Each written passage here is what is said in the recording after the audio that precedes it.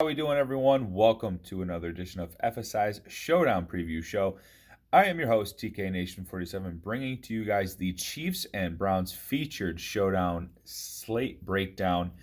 All right, guys, if you did not get a chance to watch Keith's last video for Tampa Bay and Dallas, I feel pretty sad for you guys because we crushed it on Thursday.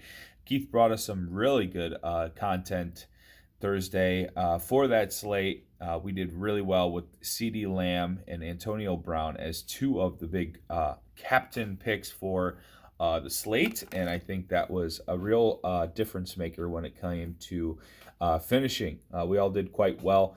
Big shout out to Keith, Gator Guy 231 on Twitter. So my turn. I'm going to go with two showdown slates for Sunday, and I'm going to kick it off with the Browns and the Chiefs. As you can see, Browns fan here. Going to keep my bias out of this. This is a rematch of the divisional round, and hopefully we can, with a little bit of insight on the team, we can find ourselves in a good matchup, and we could probably stack up pretty well against some of the field here in the showdown slates. So let's go ahead and dig in here. I do not have screen share, so bear with me. I'm going to just talk through this, and hopefully, we can win some cash. All right, first up, we'll talk about the quarterbacks, Patrick Mahomes and Baker Mayfield. There is a huge discrepancy in price tag here, especially in the flex. 12-8 for Mahomes and 9-8 for Mayfield. Last time out, as I mentioned, this game was a divisional playoff game. Baker Mayfield did not have his best game. I think most of that was in the first half. But yeah, he was only 204 for a 1 TD, 1 pick. And as we know, Baker has no rushing upside. So this is all touchdown-based results for Baker. Certainly, if he throws for 300, there's a good likelihood he's got 2 touchdowns. So everything's tied into his passing. And I think in this spot with maybe potentially no Tyrann Mathieu, the Honey Badger might be out. The Chiefs, not as stout defensively. They can cause turnovers. That's what we did see last year. Baker, did throw a pick in the divisional round. I think he's certainly not outside of the possibility of that. But this is his, first full offseason in the exact same system, a system he does really well in. He looked good in preseason. He's looked really good in training camp from all the videos, from all the inside information we have here on Brown's Twitter. So I really like Baker Mayfield to come out. He had that one game against, I believe it was Cincinnati, complete like 20-something passes in a row. He's looked like but then right after that he had like 4 games of just, hurricane-like weather. So he is a guy, once he gets rolling and he gets good short passes going and the offense is flowing, he can get untouchable at times, and there's a huge discrepancy here. I actually like Baker as a captain pick. If he's going to be spreading the ball out to different receivers, which the Browns are going to implement this week with, OBJ not fully healthy, and then Jarvis Landry is not a big play wide receiver. He's a move the chains wide receiver. So we're going to see guys like Donovan Peoples-Jones. We're going to see guys like Rashard Higgins get more snaps than normal. I think those 4 wide receivers are the receivers that we're going to target here. Austin Hooper did not have a good game last time out in the divisional round. He has David Njoku behind him. They also have Harrison Bryant. There's a lot of different tight ends that they use. Hooper just not the kind of guy I'm looking for here. Njoku's maybe a tight end flyer if you want to go that route. Higgins, as I mentioned, is a really good play here at 4,800. I think he and Baker have a lot of good rapport together.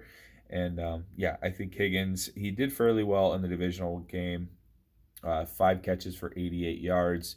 Donovan Peoples-Jones wasn't really Donovan. I mean, he kind of had his moments last year, but he wasn't really what we're hearing out of training camp this year. And Donovan Peoples-Jones has been crushing it. I think he is probably a long-term replacement to Odell Beckham Jr. after OBJ has, a OBJ year and demands more money. I don't think the Browns are going to be able to pay him, and I think they're grooming DPJ to take over OBJ. Yeah, so DBJ 1,000. I love that GPP play, especially if he can get some snaps and split some time with OBJ. He's a guy that can go deep and make those big plays. Average a lot of good yards per catch last year. So yeah, I just transitioned, quarterbacks into just Browns talk. That's fine. I think if I'm going to have any Browns captains, it would be Baker, Jarvis Landry, and maybe Kareem Hunt. Sneaky play here. I think he makes up for a really good salary relief here from Chubb in the flex. What we noticed as Browns fans last year, that Kareem Hunt got the majority of those red zone snaps late in the year. I think they really like his versatility inside the red zone. I think he can catch balls out of the backfield from the red zone. I think they like him on stretch plays to the pylon. We saw that a few times last year, late in the year. They would give it to him on a toss, and he can get to the edge and get to that pylon a little quicker than Chubb, who is more between the tackles, 20 to 20 kind of runner. I think that limits Chubb's upside a little bit. I certainly agree that if the Browns are going to win this game, it's likely that Nick Chubb has a big game, breaks a big run. And for that reason, I think he's a good GPP play. I expect Kareem Hunt to be a cash play. He could he can catch balls out of the backfield. He's going to get red zone snaps. So I'm going to be really invested into Kareem Hunt as my value play here. Higgins as well, and then DPJ as my GPP flyer, and then throw in Baker, and then possibly either one or the other of Odell Beckham Jr. and Jarvis Landry. That's how I would attack the Browns. Taking that from a Browns fan. Next up, we'll talk about the Chiefs. Instead of doing by position, we'll just go one team to the other. What's there to say about the Chiefs that hasn't already been seen for years? Patrick Mahomes dominates week one. I think I seen something the other day on Twitter about how he hasn't had an interception in September since he's become a starter, and he's got over 30 touchdowns, and he's week one he's got 10 touchdowns to 0 interceptions, and he just has all these stats going in his favor. I don't know if I don't think you could certainly play Mahomes at captain, but that just takes a lot of possibilities out of your lineup, and I think he alone isn't going to score enough points to make that 1.5 multiplier really worth it. I think this game's headed for 31-28 or 31-30 or something like that. Browns +6, good bet, by the way. Even if they lose, it's going to be close. I think this game's yes. I think Patrick Mahomes is going to throw for at least a couple touchdowns, but I rather try to get the guy that's going to score the touchdowns instead of Mahomes, so I can save in salary and still have Mahomes in my lineup and still have some other Browns players because I expect points to be scored, if that makes sense. I think Kelce is a general lock whenever you play Kansas City. The Browns did draft Jeremiah Owusu-Koramoah. He has been labeled the Kelce stopper for the Browns this year, and I'm just a little worried that we're throwing a rookie at one of the best, if not one of the best, tight ends of all time, and I could just see that going south. Kelce last year in that playoff game, he had 8 catches for 109 yards and a touchdown. He just is Travis Kelce, and I expect him to score points, and he's going to be one of Mahomes' go-to guys. I actually think he's a better play than Tyreek Hill. Hill had 8 catches for 110 yards. They really used him in the slot versus us last year. He would take those long diagonal routes cross field, use that speed. Really had a big advantage against the very weak Browns secondary last year. This year, I am higher on the Browns secondary than I am the linebackers in the front seven. Troy Hill, one of the best graded slot corners in the game, coming over from the Rams. John Johnson, one of the best defensive captain safeties combos I've seen since, I probably ever for the Browns. So I really like those two pickups. And I think that can neutralize Tyreek Hill in ways, as well as drafting, number one corner, first round corner Greg Newsome, returning Denzel Ward, another number one corner, top 5 pick corner, and then we also have Greedy Williams back. I'm not a huge Greedy Williams guy, but it's still second round talent that is on the Browns, and now we're throwing multiple guys at him. I think Tyreek Hill, I think he gets his, but I just don't think he breaks out into one of those Tyreek Hill games. I think I would have a safer bet on Kelsey, but definitely a contrarian way to go about this game is Browns domination, and that's like the Chubb defense combo, although I think that's unlikely. I don't really think Edwards-Helaire 8,200 is a good play. 9 for 64, 2 catches for 23. He's got more guys behind him this year. He hasn't gotten, full bell cow status.